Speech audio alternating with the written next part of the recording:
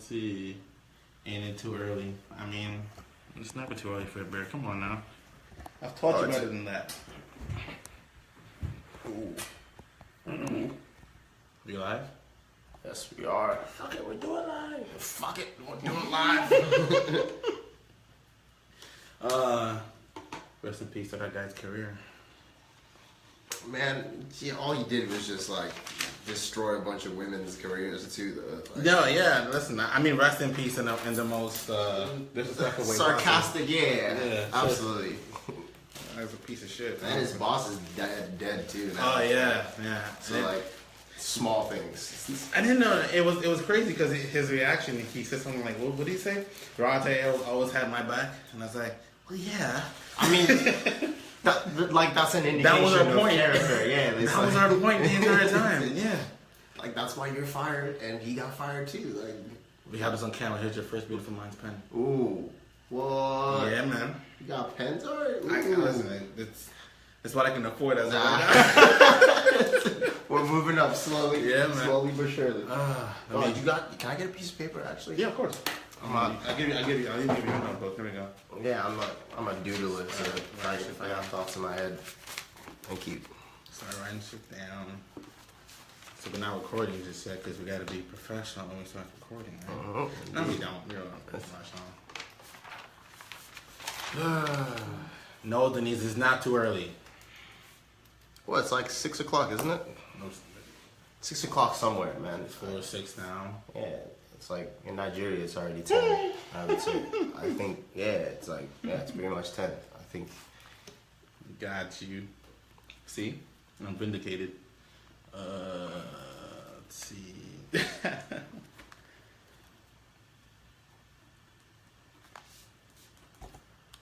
Alright, man.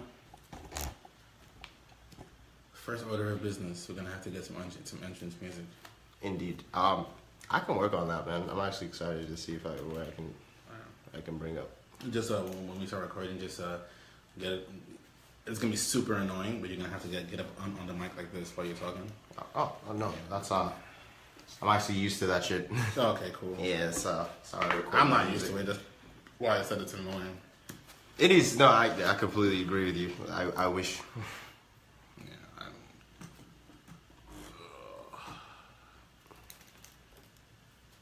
Ready? Mm-hmm. Cool.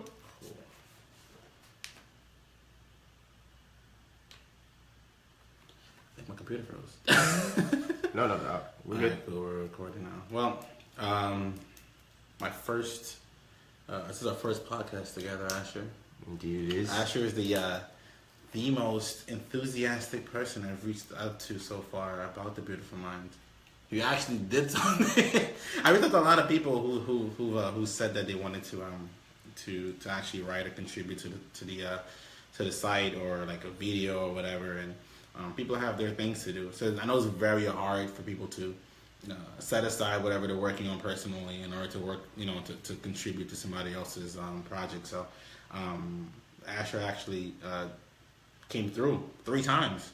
I'm gonna go for a 4th and 5th if I can, man. You said it right. Enthusiasm. I'm actually excited for your project. Mm-hmm. I want to give as much as I can. I mean, man, I put you on the site too, so you got. Yeah, I mean, my name's there now. I gotta help out. Oh yeah, you're part of the team. You better come represent. through. Exactly. So, I'm very excited to have you on board, and I'm actually humbled by your artistic expression. Because I have next to none in terms of musically or artistically. Stop. In terms of art, of like writing and drawing stuff. So, anywho, Asher is a friend of mine that I've gotten to know through my brother. You guys work together. He since wrote 3 times for the Beautiful Minds blog. He's also a rapper on the side. Would you categorize yourself as a rapper? I'm not allowed to because I think I try to sing and I try to it's spoken word much less than rap, I would say. But hey, listen, it's like I grew up listening to rappers and I identify as a rapper on some level. But I'm just trying to do something that's not been done before. So I feel like I'm a rapper. You think you're rap? Yeah, but trying to be more. Right. Given two things, right? And this side is all about inspiration, right? It's all about people who are trying to inspire others to do better. Certainly. Yes. What is your sources of what are your sources of inspiration, artistically and personally? Hey, I mean, personally, it starts with family. It always does, man. I mean, first off, shout out to Mario for connecting us. Like, he's alright. That's Mario, you're a great friend and trusted comrade. But it's my mom. I would say principally. I mean, I was raised in a church, so that's where my inspiration as a person comes from. I'm not so religious anymore, but I think as far as I'm still spiritual, and that comes from within, the desire to help people, the desire to make a difference in the world, make it better than how I met it. And that's what, like, as far as artistically, people like Kendrick, people who give back to their communities, like people who are active. Like, I would say Chance the Rapper has become a huge influence in me, the way he's representing for Chi-Town. Okay. I've seen him literally go at the mayors and the governors, and try to put out his own platform there. That's something that a lot of artists aren't doing. He has is he part? I don't know what his position is, but is it, what's the organization called that? I know he's affiliated with. I'm not sure if he founded it or Social Works. Is that what it's called? Social Experiment. Social Experiment. Yeah, absolutely. They're a band of. They don't only do music. They do a lot of art in Chicago. Yeah, it's sick as hell. That's something to emulate. Something to try to. Okay. So you mentioned that you're no longer religious. What does that mean? I think for me, religion came to it met some sort of impasse with my academic learning, because I learned about this thing called the Council of Nicaea. I don't know if anyone knows what that is, but it was this the Emperor Constantine literally redacted parts of the Bible, right, and decided which gospels would be added to it, and I thought that was insane. Like, that's literal erasure of certain things in the Bible. How am I supposed to trust the text so literally and so blindly? So I kind of stepped away from religion, and not because I don't think Christianity or Islam. My mom grew up as a Muslim, so I have connections to Islam, but I'm not sure that religion has always been like the thing for me. Okay. Because go ahead. It's just because of the literal depiction of like people the way it's practiced, man. I feel like I meet Christians and they just they're not good people. They're just Christians, and that's hard to they identify more with being part of a tribe than being part of a tribe. Aside from being like personally, rather than emulating exactly the essence of what the Bible is preaching, they're looking to like. There's a lot of people I've met in my life who can recite literal translations of the Bible verses, like, aren't good people. And at the same time, they're looking at someone with the side eye as they walk down the street, like offended that they would carry themselves a certain way, or offended that they would say certain things. And it's like, I hear you. When I hear that argument, I'm not the first time I've heard anyone present an argument like yourself. I get it. A lot of times people aren't emulating the words that they claim they live by. Stand by. Yeah, right. It's difficult to. But then again, there are people who need that sort of structure to. Who I'm all for Christianity as long as it's not divisive, as long as it's not.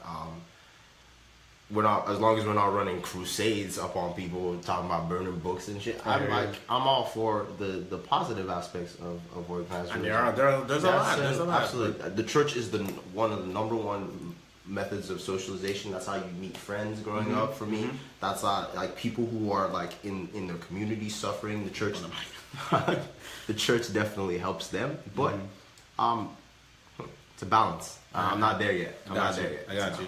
So pivoting back to your artistic expression, what's your approach? Because I was listening to post claustrophobia. Is that what it's called? Yeah. And it's different, man. I don't. I wonder your approach. Where do you get that approach from?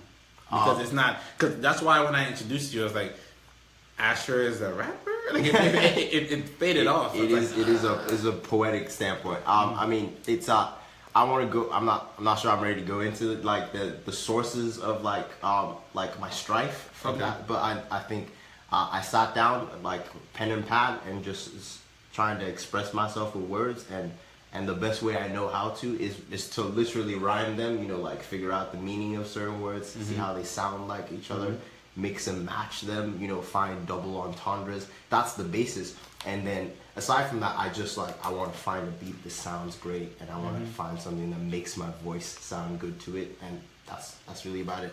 I've tried to make it as simple as possible, but you know, like can't always sound great, can't always get a banger, and also you know it's difficult to keep writing and keep being inspired. But I'm here for it. I mean, listen. How do I put it? Like I remember when my brother first put me onto Cole back when I was in high school, and this was I believe it was the warm up, and I remember I forgot what song it was. I was listening to it. I was just like, no, it was Young Simba. Young Simba. Yes. And I was just like, what is this shit? Like, but because like it was like I can hear the story. Like I can hear that he's telling the story behind it. I can hear the rhymes and the rhythms, whatever. But he was so raw, right? And I was so young at the point where I just wanted to hear people at their pinnacle. So I was a Wayne fan, I was a Jay-Z fan, I was a Kanye fan. Cole was up and coming. He was working on his craft, but and years later, I'm looking at him now, and the same approach is there. But now the execution is better. Yeah, exactly, it's refined. He's been allowed to refine his skills over and over and over again over the course of how many years he's been in the game. And looking at it now, like I can go back to Young Simba and appreciate that because I'm like, oh, okay, I see the approach, I see the grind, I see the actual intent behind his words. It's not refined yet.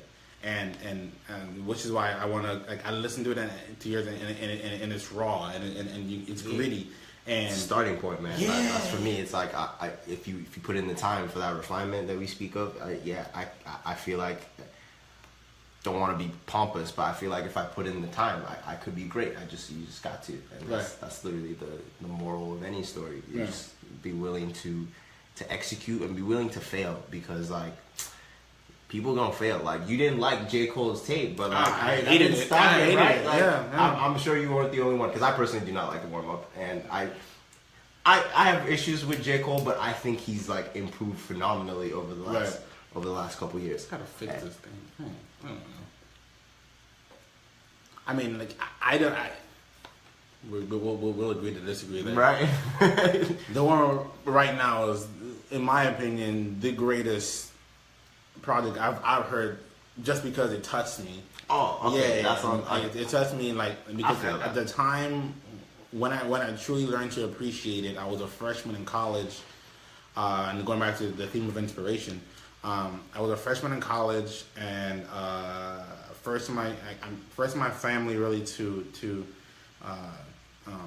go. It wasn't the first to go, but I know looking back, I'm the first to graduate from my generation. And I'm walking through campus, whatever, and you know, my mom at the time was out of work, and my brother was in high school, and I knew that what I was doing here had a lot of weight. I had a weight on my shoulder. Yeah. And at the time that Cole released the warm up, he referenced so many times back to his mom when he was in it. Exactly, and that's why like just sharing those moments. I feel like I shared that moment with him, as like I was going through the same things, the same feelings, the same emotions. I just wanted to make my mother proud, and actually wanting to make a difference with what I was doing. So that's why I think I don't kill me. That's why I think it's the greatest. I would never. I mean, Cole is like. Say what you will about his music, but he's another person who's doing stuff for his community. Forest Hills Drive. I love that album. Let me just say, but also his house. He donated his house to women in danger of domestic violence in his community, and yeah, he opened up his doors to them. Know that. That's fantastic. I think do what you will as an artist, but be a human being. You know, like contribute back to your community. Yeah, he personalizes his art a lot. That's just what. Anyways, this is not the J. Cole show. I'm sorry, we're not. We got on a tangent here. The J. Cole show. We're gonna pivot. Yeah, let's go. So back to this is gonna be the last point. I'm gonna go back to for your artistic expression as well. You have a story behind post-claustrophobia. Yeah. I was on the news. I did some shit. You can Google my name if you feel like it. It's not important. I will say I made some mistakes, and I got myself in a literal tight spot. Like what had happened was. See, what had happened was I literally stuck in between a building and a tight spot, and spent about 36 hours there, I would say. And revelatory. I don't want to glorify like fucking up on that level, but I think I would not be the same person I was today if not for that. And I'm grateful for the opportunity to like make up for my mistakes, to be able to be a better person, to learn from them, because a lot of people don't get that opportunity. Speaking just at NYU, there were a couple people who had similar instances just like mine, and ended tragically. Really? And I'm not one of them. And people tell me that all the time. They're like, yo, I heard about this other kid, man. Same shit with you. And man, I'm just happy you're alive. And I take that with me every day. You know, it feels, it's pressure on my shoulders, man. Like my mom's got to eat. My family's got to be taken care of. I don't have time to like, be slacking off, man. Yeah, hey, I mean, have you ever like gone into depth with like, you know, about that? Have you ever? No, I haven't. So you guys are like, this is an exclusive first time we talk. Aside from the album, really speaking on it. Yeah. I haven't really. I don't. I was.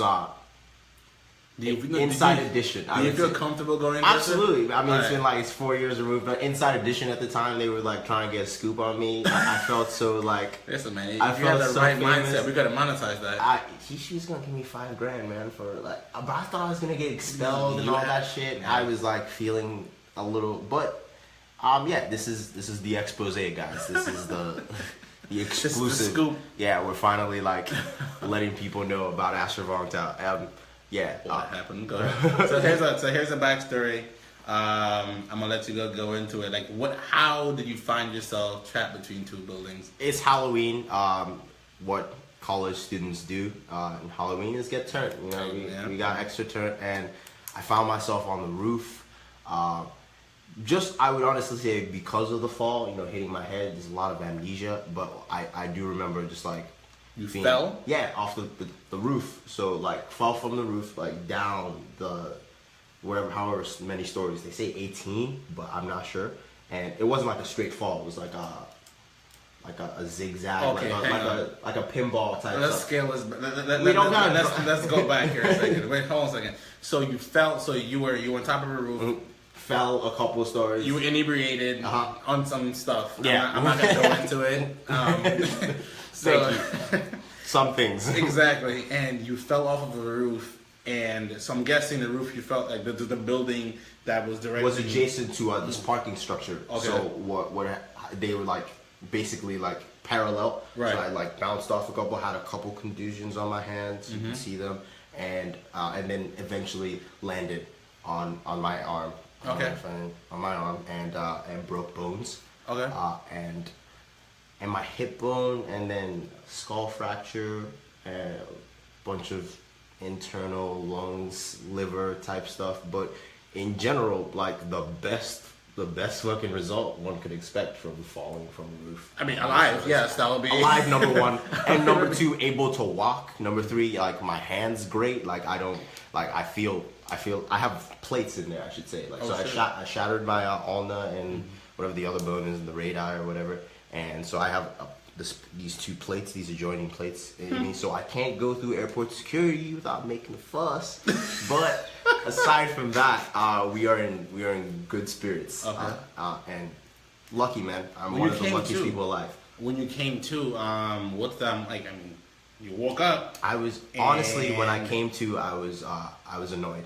I was not at myself to begin with, which is like something I hated my friends. I was like where are you guys for me? And that's something I've never said actually. I should like I was so Got the scoop. I was so annoyed with them that they would like leave me hanging like this and.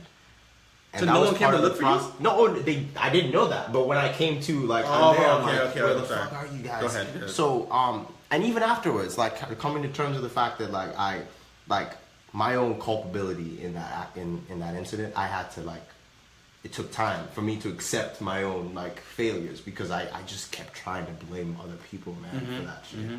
And it was not healthy for the mind or for friendships, like, so I alienating myself, but I came to eventually. I started to see my own role in my near demise, and wow, it's a blessing to be here today.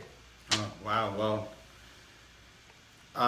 geez. So, Not to get heavy, not to, Marlon. not to really, you know. But see, that's the motivation for my artistic expression because I don't feel. I truly don't think there's much else. I truly don't think there's much else that I can be as good at than making the music that I make. I think it is my calling. Like people find their destinies like at 30 or whatever. I'm lucky I found mine like at 19 because that's like this is where I'm supposed to be. Right. By trade, I write things and, Okay. and I'm blessed to have that. And now you're just expressing it now Exactly. through art. Now, but what how do you see your life trajectory, like your approach to life, your how did Asher change after that day? Oh, in phenomenally. in addition to obviously, you know, this is your calling and this is what you're going to run with, but how did you change? Like you know, how did when you get up every morning? What was the Responsibility, man. The fact once I come to terms with making that mistake so publicly, and I'm like, I can't go down. Like I'm only gonna go up, and even if I fall again, like I'm gonna have to pick myself up again. That's the only option. So take responsibility for your falls and be able to own them publicly, to own them privately. You know, like as best as you can. Responsibility, yeah. That's where trajectory in my life is being able to stand on my own 2 feet, being able to accept critique, being able to accept failure. Yeah, I have a feeling that once you come so close to death, I'm pretty sure moments mean a lot more now. They really do. I don't take much for granted lately, I would say. I was actually watching this show, not another tangent, but this show called OA on Netflix. It's talking about people with near-death experiences and how they sort of just see the world a little differently. Because, I mean, I don't know, you know, spirits change, you know, like once you touch death like that, like I feel like I changed phenomenally, like not just because I want to, but because I have to. You just got to. Okay. Well, in many ways, I'm glad it happened. That you know, the product that's sitting in front of me today is obviously someone I greatly respect, and I actually envy some of your artistic abilities. But I'd rather you not have to fall with the 18 stories. Hey, man, so you gotta go through things. Yeah, I everyone guess, has but- their. That's a literal depiction of it. Literally have to fall 18 stories to find it. I do not take it lightly again. Yeah. I think it woke me up tremendously. I feel like I was sleeping for the last like 18 and a half years up until then. And I just woke up and saw the world a little differently. Right. It took some time, but you know, I got there. So there's one thing I just wrote down writing. So when I first reached out to Asher to have Oh, hi, him- Mom.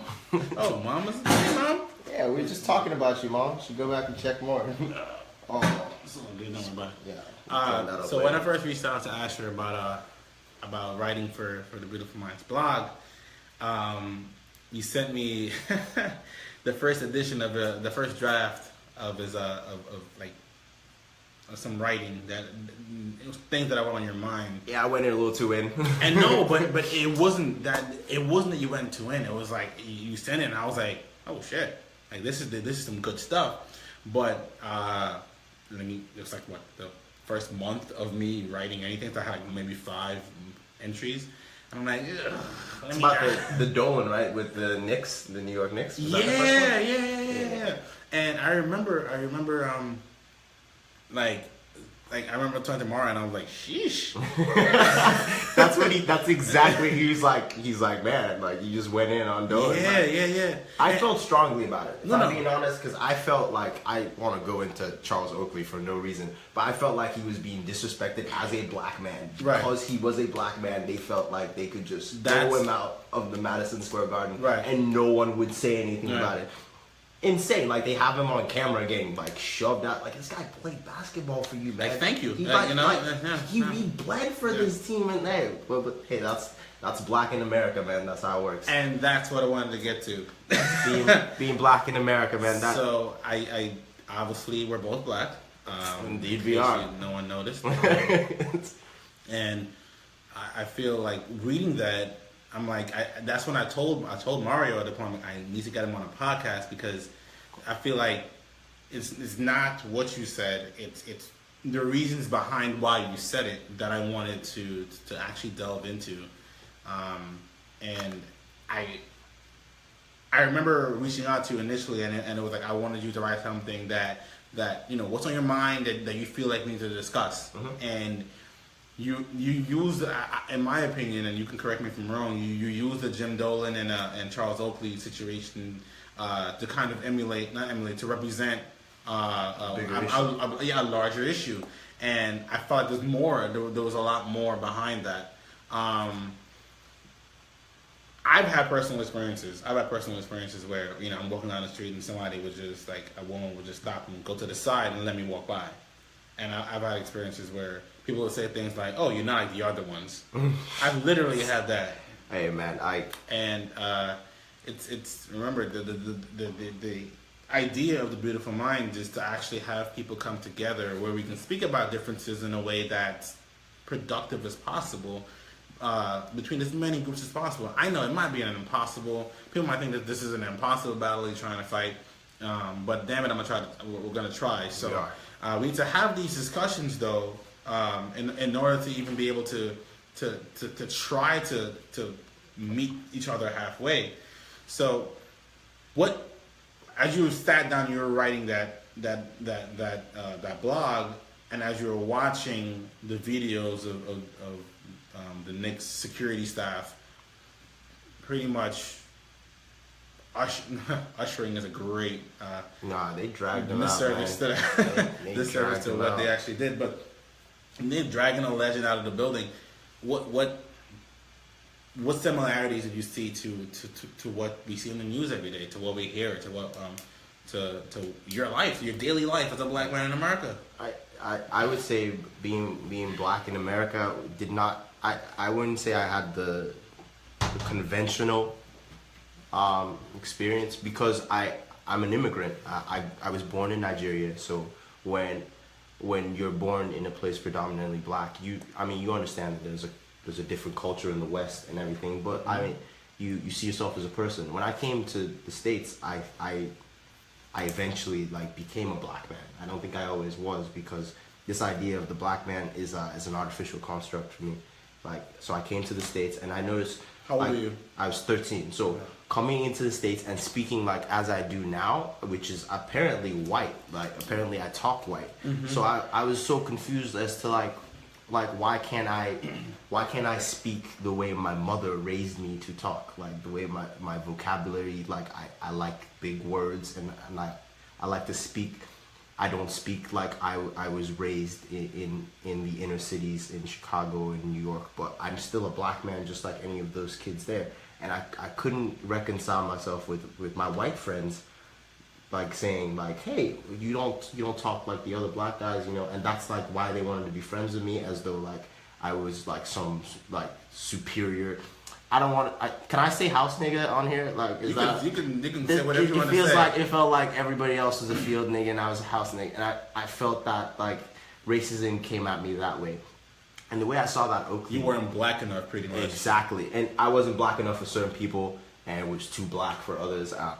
The way the Oakley situation came at me was, it doesn't matter. Like, even if you're in a band, even if you're in a Benz, you're still a nigga. Like, it doesn't matter how high you reach. People will always see your skin color. And given how much he gave for that organization, no one's safe. That's what that came to me. It's the fact that even the president of the United States, being a black man, was still racially profiled by the president. Wait, hang on a second. Well, hold on. Let me piggyback off of that. If Obama was recorded saying "grab him by the pussy," there would not have been a second term. Anyone who thinks that Obama can still be elected or re-elected or even considered for presidency because of that is just lying to themselves. Now, I'm not saying that. I'm not trying to play that race card. I'm just literally. It's a fact. It's like, yeah, it's a fact. Please, people tend to have this inclination to put a term on something, playing the race card, playing whatever it is, fake news, all those things, saying things to simplify, to put a term on certain people, put a term on certain movements, put a term on certain ideologies to demean them. If Trump said the grab by the pussy quote and still became president, and the first thing I thought to myself was, God, if Obama said that, not have gotten away with this. And it's not the race card; it's the reality of the situation. Right. Because we shouldn't talk about Donald Trump because I might get too fired up. But the things he's gotten away with, I don't think our last president would have. Policy aside, and that's something I've always said. I'm very outspoken about that. Policy aside, policy is, in my opinion, comes from your walk of life, comes from your upbringing, comes from your socioeconomic status and background, which, in my opinion, is subjective, just based on personal experiences. Yeah, experiences. Right. So arguing over that, we're gonna argue about that until blue in the face. But you character. Those character is a whole lot different. Those moments where our current president had the opportunity to depict character, to show a well-rounded character that is what you would conventionally think of to be what the office of the president should emulate, and he just smacked it in the face. No. And you can't ignore that. We're not arguing against him. We're not saying that he should go to hell or whatever. Although actually I might be saying that, but we're not. No, I'm not saying that either, because I think he's a human being like anybody else, right. And to vilify him just off the board. But he should be held accountable on an even scale, and that's what we're trying to, what we're discussing. It's going back to being black in America, and if that's the clear cut example right there in today that everyone lives every day. And you turn on that TV and turn on the news and you see it. So back to Jim Dome. Hey, we can segue as much as we want, man. This is our first podcast. Mm-hmm. We're allowed to experiment with the format. Exactly. But yeah, that was my take from that. Race in America is something that I very much. I don't enjoy discussing it, but I very much do engage in it as often as I can, because it is a necessary debate. Right. I don't know if you've seen that new show on Netflix. Another show I'm trying to plug from Netflix. You guys are welcome. Dear White People. I saw. I think it was a movie. Yeah, right? the movie I have not seen, and I've been told is just as good as the TV series. Okay. And I would strongly recommend the TV series. A lot of truth in that, to be honest. And I fear with Dear White People, the reaction, because the title of the movie is a literal summary of what the show is. It is a message to white people, right? Is that am I wrong? I haven't seen the movie. Her podcast is titled Dear White People. So okay. She comes on, and Well, I could give a real quick Go ahead, summary. yeah. She runs a podcast just like us, and her podcast is directed towards the majority white student body of her Ivy League school. It's a fictional Ivy League school, and there's a black student body, and there's a majority white student body, and something went down, a blackface party, and she's addressing it. So the Dear White People comes from, you know, I wouldn't say it's bridging a gap. It's just more or less with vitriol expressing how it feels to be a black person. So it's an open letter written to the white people on our campus, like letting them know what the experiences that they try to hide or are blinded to, how those experiences like actually unfold. Right. So here's what I fear with Dear White People.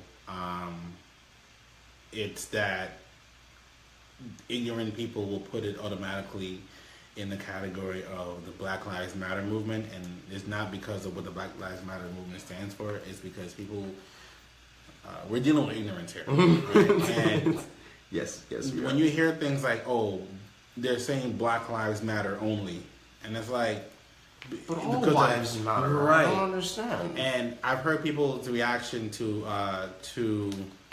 Dear White People saying, "Why was it Dear White People? Well, if I put Dear Asian People, it would be racist, right?" And I was like, "Well, no, they're literally just saying that. They're literally just saying Dear White People. It's not an idea to highlight or to. It's not like they're not trying to approach it from a vindictive point of view. They're trying. It's a literal depiction of what the message is. And to that point, man, if I just say something, I think, like, who else are you gonna, like, the bodies of government around us, right?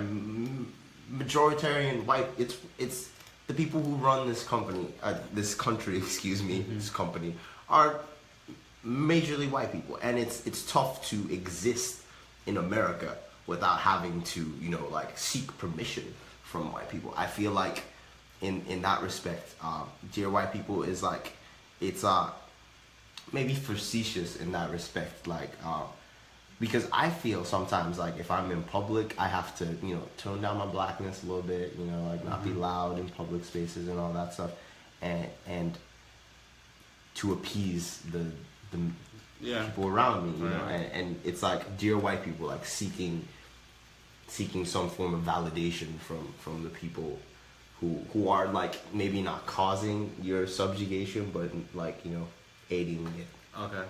Yeah, I mean, I do notice even myself, and I consider myself to be well spoken, like in the yeah, you got a black voice and a white voice. Exactly. You got a black voice and a white voice. I love those. I love that joke that every black person has two voices. It's I definitely do. You can ask my mom. You can ask my sister. It's jarring because it's almost subconscious, and I hardly notice it. I just speak differently when I'm. Yeah, and your homies speak differently, and when you're with your friends speak differently, and when you go to work, it's like, good afternoon, this is Marlon Dunn. This time here just representing blah blah blah. And, how are you doing today, Marianne? I was like, jeez. Exactly. That's Mario's customer service voice, actually. Oh, please. If you can get me a recording of Mario's customer service voice, we'll talk. I got some. That is your homework. I got some Snapchats of him on the phone. Mm-hmm. The next time you're on here, I want you to come prepared with a recording of. I'll see him Monday. We'll talk. So, yeah, it's worth discussing, in my opinion. It is worth discussing, and I'll be lying if I didn't say that was one of the reasons why I decided to create the Beautiful Minds.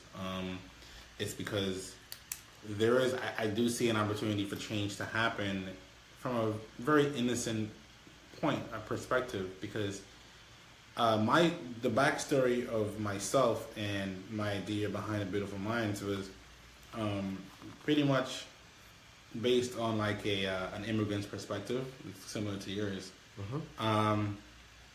So I was born and raised in Georgetown, Guyana, and I came here when I was 9 years old when I came here. So I guess I wasn't raised technically, right?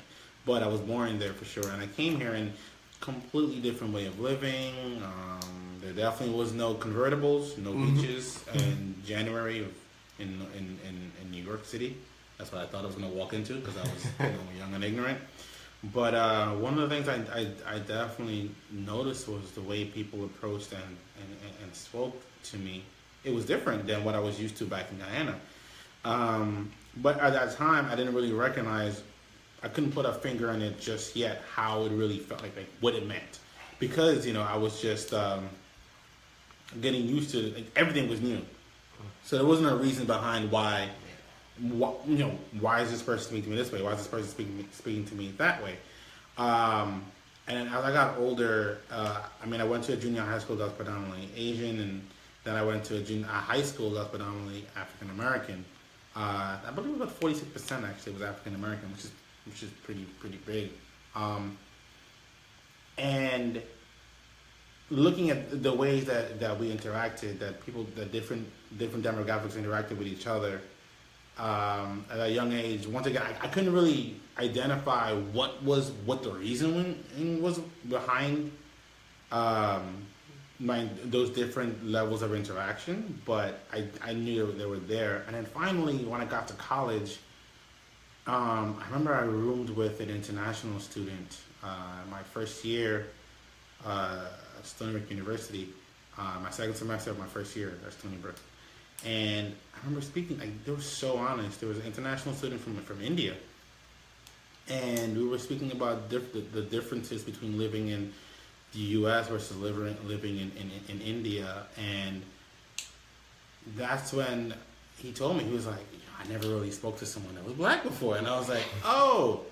And then he was like, yeah. And so he was telling me what the stories were back there, what his idea, because Hollywood pretty much was his depiction of absolutely, diversity, how people interact with each other. So he came here and in a very honest way too. I remember I was hanging out with some other international students as well, like a few weeks after, because all this was now happening. Like, see how this happened, kind of like subconsciously in elementary school, subconsciously in junior high, but then actively in college. Now actively, part of your college and like education. Week after week now, I'm interacting with more and more international students because Stony Brook University has a very strong international student base and like numbers, and that's where I got the you're not like the rest of them. And instead of being like, hold up, I was like, what does that mean? And then I was actually sat down and actually listened to what they were saying, and I was seething. Like I was like, what do you mean I'm not like the rest of them?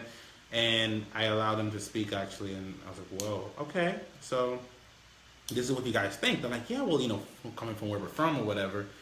And then I started speaking to people who were from Long Island, who were born and raised in the U.S., but they live in this bubble. Their neighborhoods are not segregated. Their households are like the same, like are like kind of like a convent where they can just bounce off the same ideas off each other back and forth. And kind of heard, listen to them where they were coming from in terms of like music. Art is usually the greatest like unifier. There we go. And it was interesting listening to how we can connect over art, but not personally. And sometimes they wouldn't even allow me the opportunity to express my differences about how he or she, whoever I'm speaking with, thinks about a social matter or whatever, because in the back of their minds they already have an idea of what to think and what to feel. Yeah. And but it was innocent. It was innocent. So I'm trying to have this come from a position of innocence, just trying to do it the right way, quote unquote. And as I'm getting older, I'm realizing sometimes you just gotta say you're full of shit. Sometimes. But for the most part, having these discussions where I can be honest, very honest with what I'm thinking, very honest with why I'm thinking what I'm thinking. If I'm going to make an opinion, I'm going to back it up with facts on my end to try to allow anyone who's listening to me or reading what I have to write to understand where I'm coming from. So now I guess we're about to wrap up soon, but in closing, I just want to anyone, what's what I'm saying, anyone who's listening, just give us a chance to explain ourselves, where we're coming from. Some ideas may seem a bit radical, some ideas may seem a bit offensive, but they're not. They're coming from our own personal background, and we want to hear what everyone has to say. The idea of us doing this is to allow people to see where we're coming from and see why it is that we're coming from this point of view. So yeah, that's pretty much what I wanted to just say before we wrap this up. But just on some closing thoughts. I mean, you'd asked me to think about why I wanted to hop on the Beautiful Minds Project. It's because of exactly what you just said there. I think we have similar experiences as immigrants into the United States as black men, having gone to college, having experienced a certain aspect that maybe people who we grew up with didn't get a chance to. And I think that's like, sometimes I feel a level of survivor's guilt. You know, like I feel blessed, but sometimes I'm not quite sure why. You know, like I'm not sure I deserve any of these opportunities that my parents have fought for me to bring me to the States, and also being able to engage in dialogue about how I'm feeling as the not just racial identities, but you know, like as just a person. That's a thrilling, like that's a great opportunity, and I like. Shout out to Mario again, just he hooked it up, yeah. Right, it's like this is a great opportunity to be able to speak on issues that I otherwise would not. Right. Yeah, and I'm thankful for that. Appreciate the opportunity. Yeah, I mean, thank you for taking the time out, and like I said, once again, a lot of people have expressed their interest in taking part in contributing some way, shape, or form to the site, and but. People have their lives. People have other things that they're worrying, and I was so grateful to have someone like, yeah, I'm gonna do it, and did it. And so the fact that you're still here, and still will be, guys. Got you. So this the very first episode with myself and Asher. There are 2 other episodes on the site already, and we're on iTunes as well. Check it out. Definitely check it out, please. And we're definitely going to do this very frequently from now on, Asher and myself. We're going to do it based on different topics that are on our minds, different topics that are taking place in terms of current events. So this one, we're just pretty much explaining our backstories. And we're going to be back shortly, I guess when. I don't know when. We'll discuss all soon. Yeah, I don't want to. Very, very soon. Very, very soon. So thank you so much, whoever's listening. And peace.